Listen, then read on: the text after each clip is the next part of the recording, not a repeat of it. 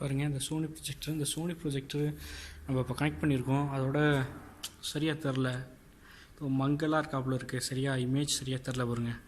First எப்படி தெரியுதுனாக்க first நம்ம remote and மேனுவலை வச்சு செஸ் பண்ணுவோம். ஃபஸ்ட்டு இதை பண்ணுவோம்.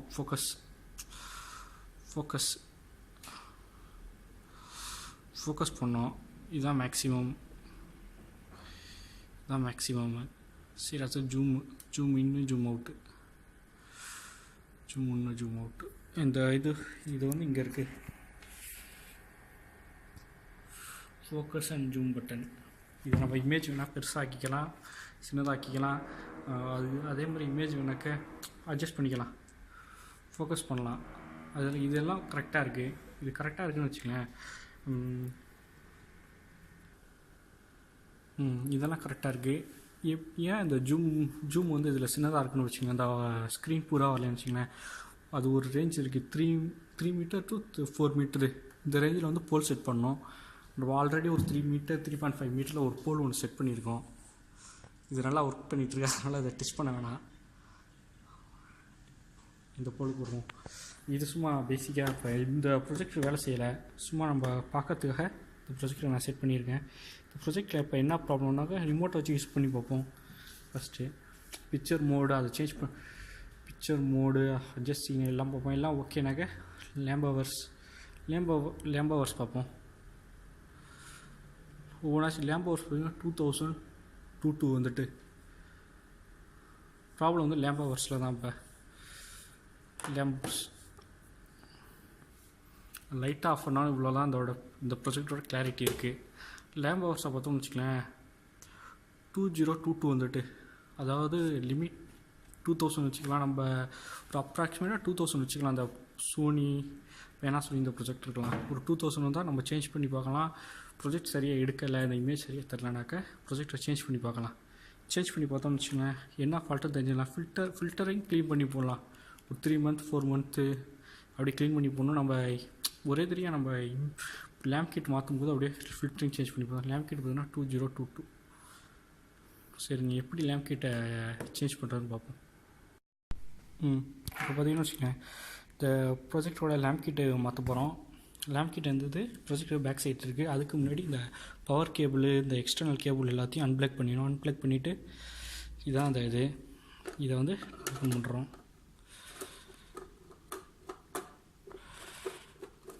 ஓப்பன் பண்ணியாச்சு.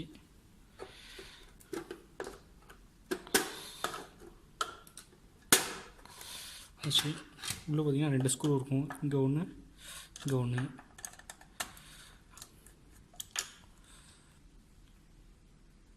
உள்ளே 2 ஸ்க்ரூ இருக்குது. லூஸ் பண்ணியாச்சு. லூஸ் பண்ணிவிட்டு சும்மா கையால் ரிமூவ் பண்ணால் வந்துடும்.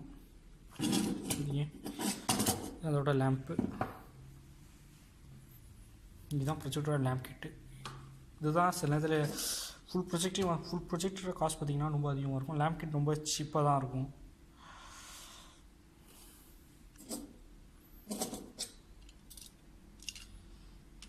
மாற்றணும். இது மாற்றும் போதே இந்த இது இருக்கும், ஃபில்டர் இருக்கும், ப்ரொஜெக்டரோட ஃபில்டர் ரொம்ப தூசியாக இருக்கும். அதையும் ஒரு வாட்டி எடுத்துகிட்டு சுத்தம் பண்ணிவிட்டு போட்டுடணும். இந்த பார்ட்டை பூரா எடுத்துகிட்டு சும்மா ஹேண்டால் எடுக்கலாம். அப்படியே இது ரொம்ப ஸ்பாயிலாக போச்சு. ஏன்னா இப்போ ரொம்ப பழைய ப்ரொஜெக்டரு. லேம்ப் கிட்டே 5-6 வாட்டி மாற்றியாச்சு. Still good condition. இந்த பார்ட்டை அப்படியே சுத்தம் பண்ணிட்டு போனால், இல்லை வேறு இந்த கிளாத் இருந்துச்சுன்னா வேறு எதுவும் வாங்கி போடலாம்.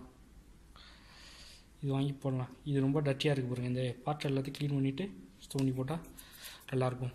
சரி, நான் பார்ப்போம். வேறு ஒரு லேம்ப் கிட் ஒன்று போட்டிருக்கோம்.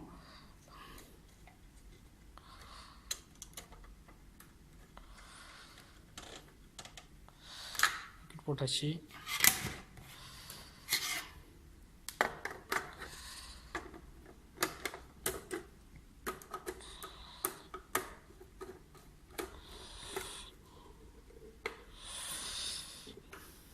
இந்த ஃபில்டர் நான் ஓரளவு சுத்தம் பண்ணி போட்டிருக்கோம். உங்கள்கிட்ட இருந்துச்சுன்னா வேறு புதுசு இருந்துச்சுன்னா உங்கள்கிட்ட நீங்கள் மாற்றலாம், இல்லை சுத்தம் பண்ணி போடலாம். இது ரொம்ப டேமேஜ் ஆகிட்டு. ஏன்னா நாங்கள் ஒரு 2-3 வருஷமாக யூஸ் பண்ணிகிட்டு இருக்கோம் இந்த ப்ரொஜெக்டரு. லேம்ப் கிட்ட மட்டும் மாற்றிக்கிட்டே இருப்போம். இதை வந்து சுத்தம் பண்ணி மட்டும் போடுவோம். இது அவ்வளோ 2 to 3 years யூஸ் பண்ணிகிட்ருப்போம். அதை நான் உங்கள்கிட்ட இருந்துச்சுன்னா வேறு எது பண்ணுங்கள். எனக்கு ஆன் பண்ணி பார்ப்போம். இப்போ எப்படி இமேஜ் இருக்குதுன்னு பார்ப்போம். ஆன் பண்ணியாச்சு. ஃபோக்கஸ் பண்ணி பார்ப்போம். Okay, almost okay. உங்களுக்கு டிஃப்ரெண்ட் தெரியும்னு நினைக்கிறேன். ஜூம் வந்து நீங்கள் அது எங்கே வேணுமோ அங்கே செட் பண்ணால் ஜூம் தெரியும். நான் ஸ்க்ரீன் ஃபுல்லாக வராது. நான் வேணாக்க சும்மா இப்போ கிட்டேயே வச்சுருக்கேன். அது ஒரு 3 மீட்டர் கிட்ட வைக்கணும். 3 to 4 மீட்டர் பிட்வீன் வச்சனால ஃபுல் ஸ்க்ரீனு ஃபுல்லாக வரதுக்கு சான்ஸ் இருக்குது. இருங்க, லைட் ஆஃப் பண்ணிவிட்டு பார்ப்போம். பாருங்கள், இமேஜ் நல்லா கிளியராக இருக்குது.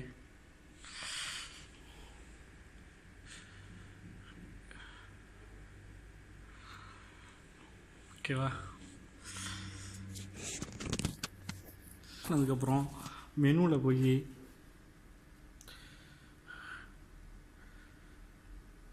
லேம்ப் கிட் ரீசெட்னு கொடுத்துடணும். லேம்ப் கிட் ரீசெட் ப்ரெஸ் பண்ணோன்னு வச்சுங்களேன். ப்ரெஸ் பண்ணோன்னாக்கா லேம்ப் கிட் ரீசெட் ஆகிடும். அவ்வளோதான். 0க்கு வந்துடும். Lamp kit 0. ஃபஸ்ட்டு கவுண்டிங் 0லேருந்து ஸ்டார்ட் பண்ணணும். 0லேருந்து திருப்பி 2000 ஹவர் வந்ததுக்கப்புறம் 2000 ஒரு ரேஞ்ச் வச்சுருக்கோம். 2000 வந்ததுக்கப்புறம் சேஞ்ச் பண்ணால் பெட்ரு. ப்ரொஜெக்ட் வந்து லாங் லைஃப் வரும். இந்த ப்ரொஜெக்ட் பார்த்திங்கன்னா 3 இயராக வந்துட்டுருக்கு. டெய்லி வீக்லி 20 ஹவர்ஸ் கிட்டே யூஸ் பண்ணுவோம். 3 ஹவராக கிட்ட வந்துட்டுருக்கு சோனி ப்ரொஜெக்டர். Okay, thanks.